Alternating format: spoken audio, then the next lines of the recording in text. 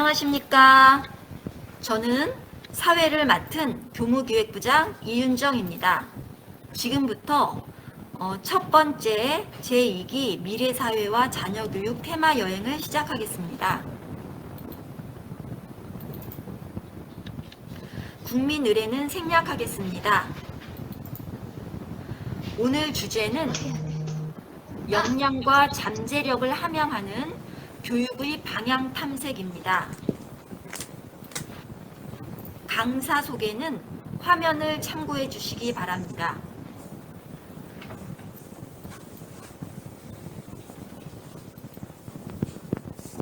강사님이 운영하시는 블로그입니다. 질의가 있는 분은 채팅창에 올려주시기 바랍니다. 중간중간에 강사님이 답변하시거나 답변하지 않은 질의는 강의 말미에 답변 드리도록 하겠습니다. 오늘 제 얘기는 아까 우리 이윤정 부장님께서 미래사회와 자녀교육 테마 여행 1학기 때 한번 했거든요. 그래서 이제 그거를 바탕으로 역량과 잠재력을 함양하는 교육 방향을 탐색이라는 주제로 말씀을 드려보고자 합니다. 현재 우리 자녀들은 어떤 상황인지, 그 다음에 우리 에드테크와 같은 신기술이 우리 미래교육과 어디까지 가고 있는지, 그 다음에 우리가 학교라는 곳을 어떻게 이해해야 되는지, 그리고 우리가 가야 될 새로운 교육의 방향은 어떤 건지 중심으로 얘기를 진행해 보고자 합니다. 이제 들어가는 얘기에 요 기사는 조금 좀 됐어요, 그죠? 됐는데 이제 보시면 영재고와 같은 특수목적고를 가기 위해서 2살부터 4살 영어, 수학 이렇게 해서 데려다니면서 하고 있다, 그런 얘기죠. 이 기사를 가지고 이제 이게 학습인지 학대인지 뭐 이렇게 타이틀을 빼놨어요. 그 영유아 때부터 선행학습을 잡자 이렇게 했는데, 근데 이게 벌써 몇 년 전에 건데 아직까지 선행학습 잡고 있는 건가요? 글쎄요. 잘 안 잡고 잘 못 잡히고 있는 것 같아요. 여기 계신 분 드라마 잘 보시나요? 학부모님들은 드라마 잘 안 보시더라고요. 근데 이제 저는 드라마를 최근에 본 거에 이제 학습과 관련된 거 가끔 보면은 우리 스카이캐슬, 그 다음에 그 이후에 나온 게 펜트하우스, 학생들에 관한 얘기들이 안에 갖는 이야기잖아요. 최근에 또 보니까 하이클래스 이런 거를 또 드라마로 하고 있더라고요. 그래서 이게 이제 우리의 눈과 생각을 많이 현혹시키고 있어요. 그죠? 그래서 보면서 엄청 미워하죠. 막 저렇게 심할 수가, 미워하면서 또 한편은 혹시 우리가 배우고 있지는 않은가, 그런 생각을 해보았습니다. 그죠? 또 한편으로는 또 이 가행 장애 학생에 대한 얘기. 그래서 가행 장애가 부모님만의 몫이냐, 아니면 사회에서도 감당해야 되는 거냐. 그래서 부모님 혼자 이걸 감당하다가 어려워. 그래서 속만 끓이고 있는 부모 얘기가 나옵니다. 그죠? 그래서 생각보다 이 부분이 많이 심각하고, 그에 대한 주제들이 많이 다루고 있고, 뭐 너무나 잘 아시는 것은 최근에 오은영 그 심리 상담하시는 분께 많이 회자가 되잖아요. 그런 얘기 들어보면은 굉장히 이런 부분들이 많더라. 이제 이게 어른들까지 이어져서 가더라. 그 부분에 그래서 이걸 가정의 잠깐의 문제가 아니라 우리 사회의 전반적인 문제로 보인다. 그래서 여기에 이 ADHD 또는 가행 행동 장애 학생이 들어오는 반에 선생님은 아이고 올해 이제 나는 2명 3명이 존재함으로써 이제 큰일 났다 이렇게 생각하는 거고, 이거에 대해서 무관심한 정부의 얘기도 하고 있다, 그런 얘기죠. 그리고 부모님은 왜 내가 내 잘못으로 이렇게 됐을까 하고 이제 상처를 받으시고 있는 거죠. 이런 얘기를 하고 있다라는 거죠. 그죠? 그래서 그런 아이들을 방관하는 사회와 소가리를 하고 있는 학부모에 대한 문제도 이제 제기하고 있는 기사다, 이렇게 보입니다. 그죠? 지금 우리 아이들 어떠냐, 이제 이런 얘기를 이제 분석을 조금 해보면 뭐 연예인이랑 게임, TV, 공부, 뭐 스포츠, 옷, 핸드폰 이거 머릿속에 가득한데 실제로는 학생의 뇌구조를 봤더니 친구는 없더라 그런 얘기입니다. 코로나 되면서 더 심하겠죠. 더 심하긴 한데 그럼에도 요즘 뭐 활발하게 온라인이든 또 뭐 기타 지역에서 친구를 많이 사귀고 있긴 하더라고요. 그래서 어쨌든 그 당시에 조사해봤더니 머릿속에 친구는 없더라 그런 얘기죠. 소극적이고 너무 의욕이 없더라. 그래서 물어보면 싫어요. 뭐 몰라요. 그냥요. 왜 그거 했어? 그러면 그냥요. 싫어요. 몰라요. 뭐 이게 이제 삼요죠. 그죠? 삼요 현상. 그리고 뭐 너무 잘하는 것처럼 부모가 시키는 대로 하는 아이. 부모가 뭘 해줘야만 하는 아이들. 이런 아이들도 현재 있다. 그죠? 또 반대로 굉장히 적극적 의사를 표시하고 자기 의견을 예지하는 그런 친구들도 있어요. 우리 요 영상 한번 잠깐 보도록 할게요.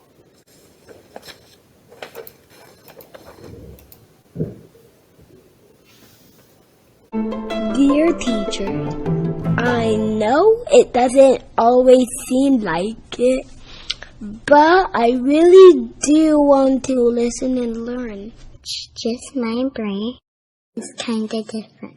So this is what I'd like you to know about me. I have to move, or I really can't pay attention. Even though I'm not looking at you, I can still listen to what you're saying. If you tell me, sit up straight, now I have to use all of my brain to do just that. It makes me feel sad when you tell me to try harder, even though I've already tried as hard as I can. I actually listen better when I'm rocking in my chair. When you give me a bunch of directions, I start to think I will never remember all of this. Sometimes my mom or dad ends up doing all of my homework. So here's how you could maybe help. Let me get up and move while I'm learning. Let me look wherever I want when you talk to me.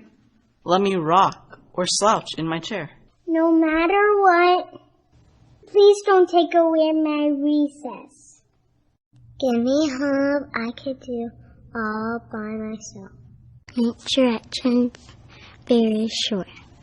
Just ask me, what does your brain need right now? And one more thing. My brain might be different than yours, but it's still amazing. Sincerely, your student. You're a student. Your student. Your student.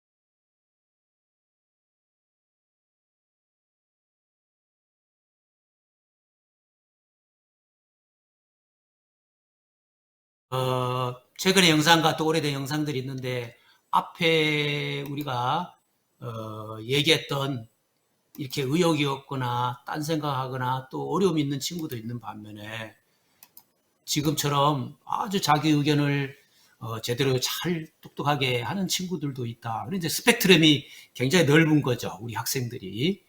옛날에는 비슷하게 몰려 있었는데 요즘은 굉장히 이 학생들의 개인적인 상황들이 굉장히 넓게 퍼져 있는 상황 같더라. 그런 얘기죠. 그죠?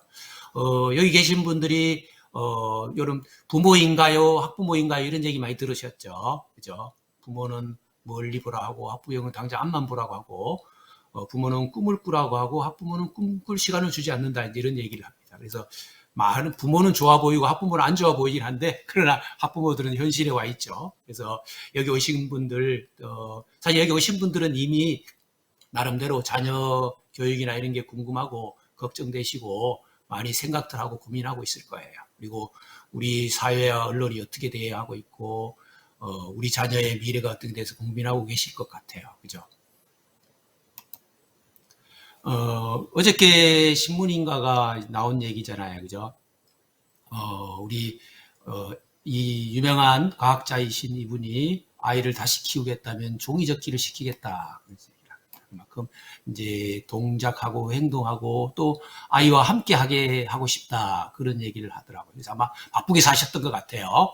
저도 저희 집 애랑 바쁘게 살다 보니까 후회되는 게 그거더라고요. 아이들이 한참 자랄 때 또 특히 청소년기 때, 이럴 때, 사춘기가 왔을 때에 그 학생, 물론 뭐 같이 활동하는 걸 싫어하긴 하는데, 자녀와 함께 같이 못한 거에 늘 저도 아쉽고 후회되더라고요. 이분도 아마 그러시더라고요.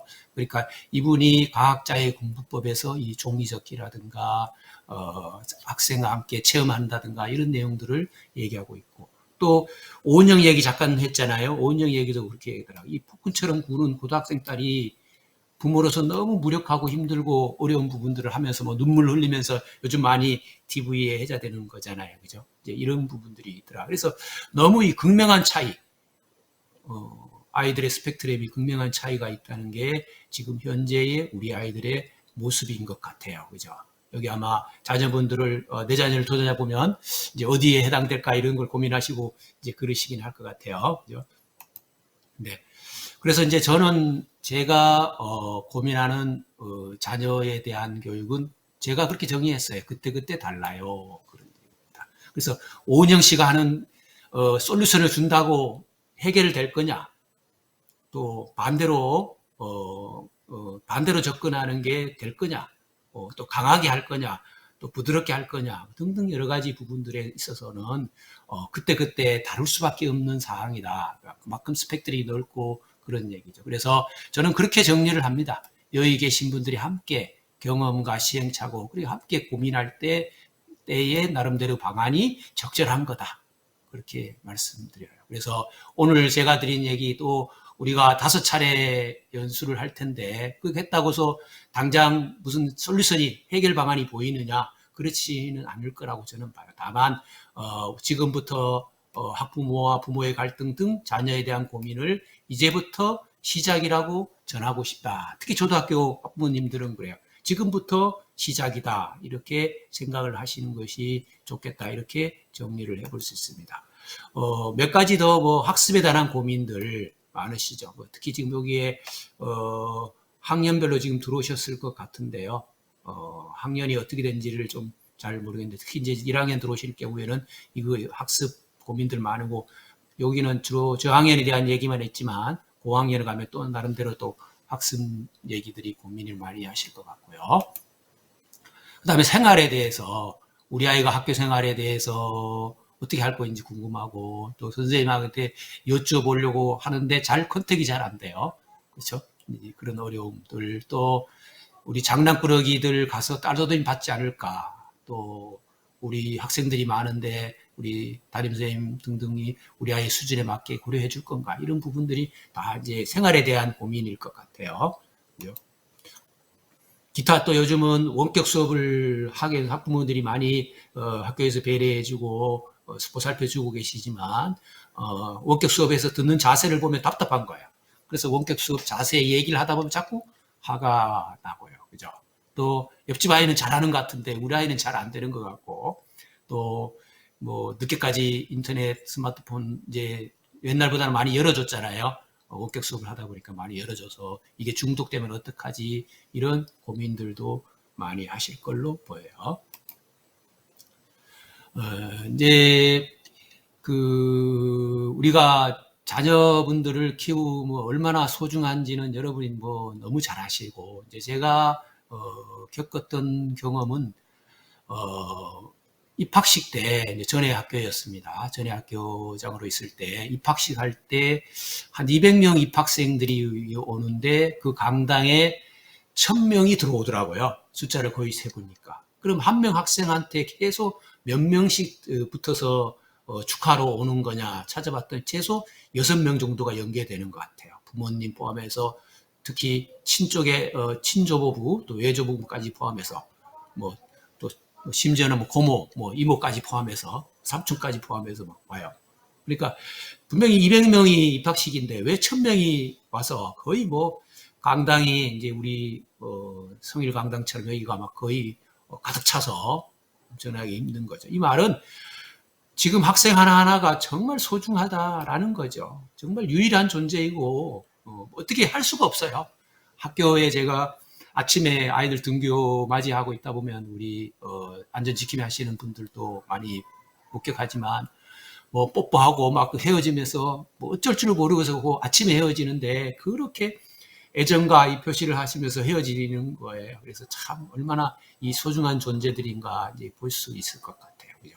이제 이러한 소중한 존재들이 교실로 들어오면 이제 옛날 선생님하고 좀 다르잖아요. 결국은 이 하나하나의 소중한 학생들에게 동등한 기회를 주고 또 서로 존중하게 하고 또 학급 문화를 그렇게 만들려고 하니까 이제 요즘은 옛날 제가 처음에 선생님 했을 때랑 너무 다르게 선생님들이 감동 노동자로 불릴 만큼 힘들어졌다 이렇게 해석합니다. 그래서 교실 상황이 과거하고는 천지 다르게 옛날에 소리 한번 딱 지르면은 조용해지던 그런 시대하고는 너무 다르게 매우 힘든 상황이 교실이다 이렇게 해석이 됩니다. 그죠? 그래서 여기까지 얘기 말씀드리면서 여기에 이제 일화가 등등 있는데 이제 일화를 길게 얘기하면 또 늘어져서 그러긴 한데 제가 경험한 것 중에는 이제 약사건하고 화장실 사건이 있는데요. 약사건을 잠깐 이제 설명을 드려보면 아침에 이제 부모님이 바쁘시니까 이제 감기약을 선생님한테 주시면서 아침에 잠깐 9시쯤 아니면 10시나 이때쯤에 9시 반이나 약을 잠깐 먹여달라고 한 거죠. 그래서 담임선생님이 친절하게 알았다고 그때 먹이겠다고 한 거죠. 근데 이제 이게 열심히 아이들하고 열심히 수업하다가 순간적으로 누가 그 얘기를 했는지 순간적으로 놓쳤어요. 그러니까 약을 A 학생한테 먹여야 되는데 이제 야 혹시 오늘 엄마가 약 얘기한 사람 있어? 그러니까 그 저학년 애들은 또 자기 분야만 알고 있다가 손을 드잖아요. 집에서 약 안 먹었던 게 생각나서 B 학생이 손을 든 거죠.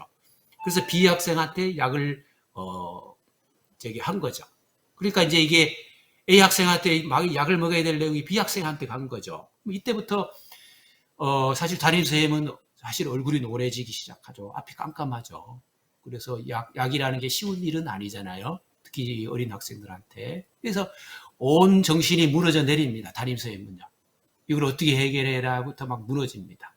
그래서 어쨌든 이제 이런 상황이 되니까 담임선생님이 부모님한테 연락을 해야 되겠죠. 그래서 누가 만지셨나요? 자동으로 돌아갔나요? 만지셨나요?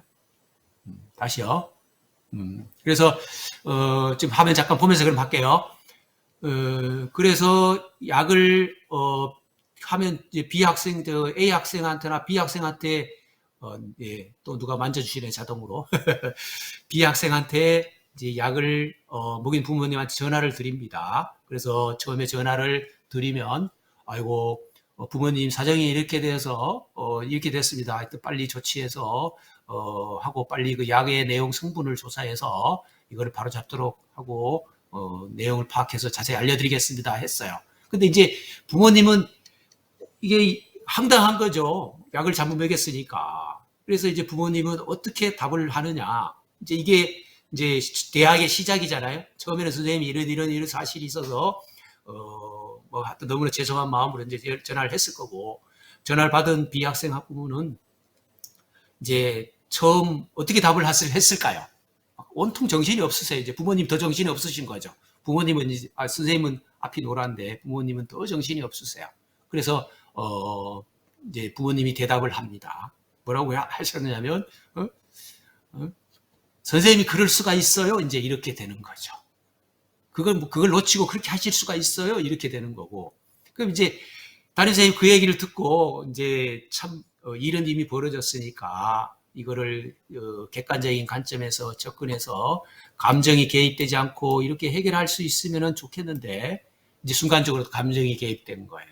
그러니까 아니 뭐 저한테 뭐 약을 먹이라는 사람이 있고 막 이래서 힘들어서 그랬어요. 이렇게 돼 나가는 거죠. 그럼 그때부터 어떤 일이 벌어지냐면 여기 말씀 제가 드린 것처럼 대화의 단절이 일어나는 겁니다. 그래서 더 이상 두 사람의 대화는 이어지지 않게 되는 거죠. 빨리 일은 이미 벌어졌고 이거를 여러 가지 약의 성분이든 조사해서 빨리 조치해야 되는데 이제 그렇지 않은 상황들이 벌어지는 거잖아요. 그래서 이제 일이 이제 서로 답변을 어떻게 했는지 대화가 문제가 돼서 이 약을 해가지고 학생한테 빨리 해결하는 게 문제가 논점이 된 게 아니라 둘이 대화가 논점이 되기 시작한 거죠. 그래서 감정이 개입됩니다. 감정이 개입돼서 이제 그때부터 감정이 이제 격해지기 시작하는 거죠. 그래서 이 부분을 정말 우리가 감정이 개입되지 않고 일은 이미 벌어졌잖아요. 아이들 키우고 또 학교 교실 상황들이 하다 보면 여러 가지 상황들이 생길 수 있는 변수들이 있다. 그런 일이. 여기 화장실 사건도 비슷한데요. 아이가 저학년 같은 경우 요즘 그 수세식을 쓰거나 자변식을 쓰거나 이게 용이하지 않는 친구들이 많이 있어요. 그러니까 이 학생이 집으로 간 거예요. 근데 그게 뭐 보안관이 잠깐 딴 데 볼 때 그 사이 빠져나가서 집으로 볼일 보러 간 거라는 거죠.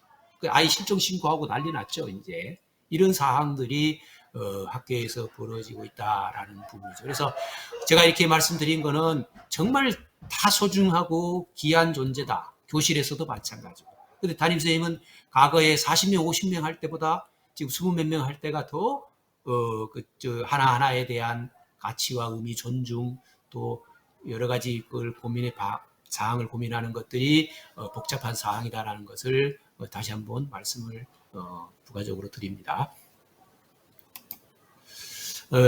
그래서 이제 이런 앞에 우리 아이들이 어떤 생각들하고 어떤 스펙트럼을 가지고 있고 또 학교의 상황은 어떻고 이런 게 지금 현재의 교육 상황의 분석이고 또 말씀드렸던 선행 학습을 하거나 학습에 대한 고민들 그다음 계속 아이의 미래의 진로에 대한 고민들 이런 것들을 많이 하시면서 하고 있는데 그래서 이런 부분에 대해서 제가 교육청에 있거나 학교에 왔거나 또 교육 관련된 사람들한테 물어보면은 다들 열심히 하고 있대요. 최선을 다해서 하고 있고 또 우리 선생님들 그렇잖아요. 정말 엘리트이세요. 엘리트 코스를 밟아서 시험 임용교사를 거쳐서 선생님이 되시는 그만큼 훌륭하신 분들이에요. 그리고 그래서 이런 분들 포함해서 또 학부모님들도 요즘은 연수 많이 들으시고 또 이 학력들도 많이 높아지시고 이러셔서 다들 훌륭하시죠. 그래서 근데 교육 관련된 사람들이 다 열심히 하고 있는데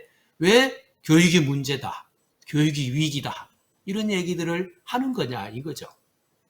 그래서 저는 제가 지금까지 교육한 내용들을 고민하고 분석해 보니까요.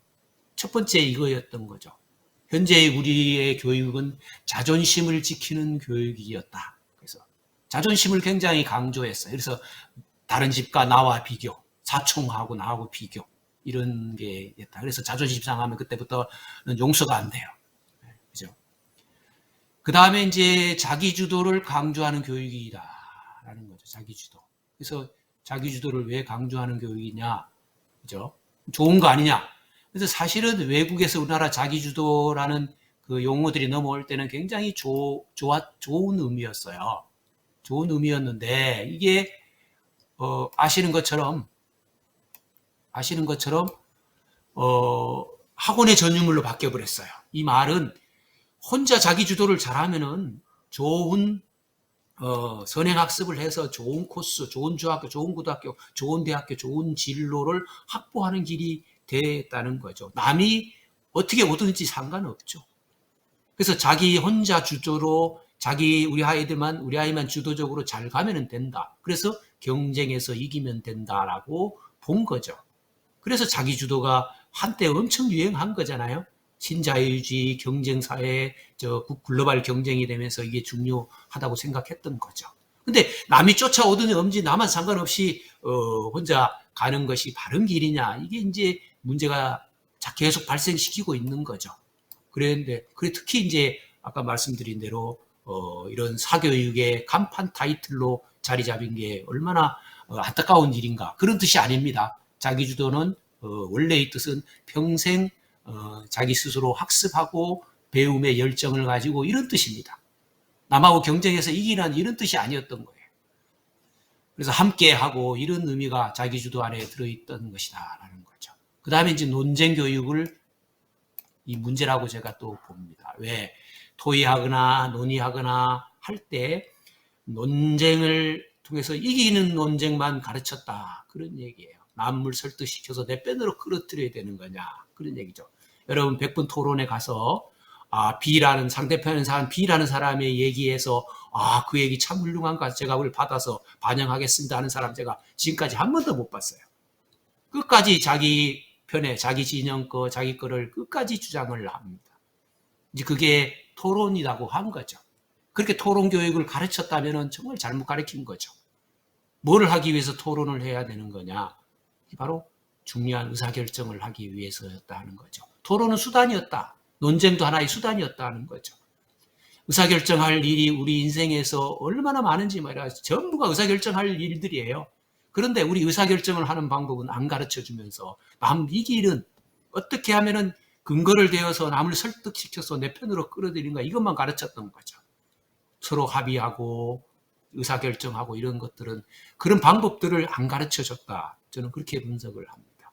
그 다음에 이제 협동을 강조하는 교육이었다라는 거죠. 협동은 원래도 협동이 좋은 뜻으로 가진 거잖아요. 한 방향으로 좋은 건데 잘못 해석을 해서 한 방향으로 한 곳으로 다 끌어다 모아야 된다, 이렇게 생각을 한 거죠. 그래서 저는 협동보다는 협력을 강조하는 교육이다.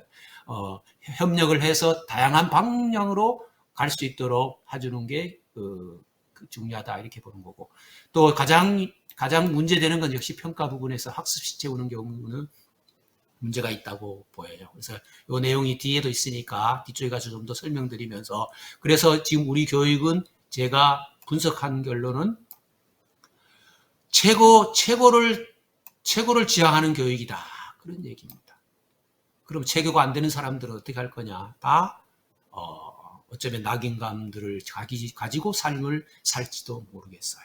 여기 계시는 학부모님들, 만약에 우리가 지금 여기 선행을 하거나 기존의 방식을 학력을 가지고 과연 앞서 나가는 지역의 아이들하고 경쟁이 될까요? 글쎄요, 경쟁이 될지 안 될지 저는 제가 장담을 못 하겠어요. 물론 한두 명 정도 뛰어나거나 우수한 그 인지력을 가진 학생들은 경쟁이 될 수는 있겠지만 대부분은 아마 이미 선행을 많이 했거나 계속 그쪽에 기존의 방법의 학력으로 투입하고 있는 데하고의 경쟁 부분은 그만큼 우리는 약점들을 가질 수밖에 없을 거다, 그런 얘기입니다. 그래서 우리의 교육이 최고를 위한 교육이 아니라 최선을 위한 교육이 필요하다, 그런 얘기죠. 그래서 최선이 뭐냐? 저는 소극적인 선택이 아니라 최고로 선한 선택, 그죠? 무엇이 우리 삶에 있어서 선한 선택이냐? 우리 삶이 지금 기후 환경, 생태 등등 여러 가지들 위기 얘기하는 부분은 너무 편리하고 너무 넘치고 너무 최고의 것들만 우리가 바라보고 살고 있다라는 거죠. 그래서 넘치지 않는 삶을 기준으로 해서 최선의 교육, 그러니까 최고로 선한 선택을 하는 교육이 필요한 시기다, 이렇게 저는 강조를 하고, 이 연사 강하게 외치는데요. 별로 반응이 있으신지 한번 없은지 잠깐 얼굴 한번 볼까요? 네. 박수 쳐주시는 분이 계시네요. 박수 치시는 분은 복 많이 받으시고, 그죠? 선한 삶을 잘 영위하실 것 같아요. 박수 안 쓰시는 분 빨리 지금이라도 치세요. 네, 치고 계셔. 동의합니다.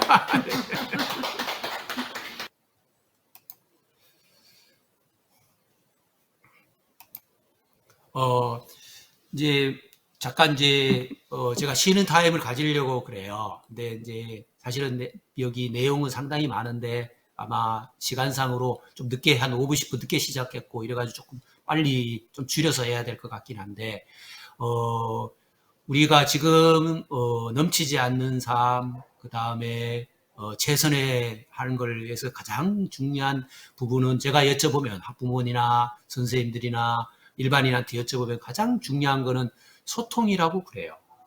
소통이 안 돼서 대부분이 벌어진대요. 그래서 제가 이제 이런 거 해봐요.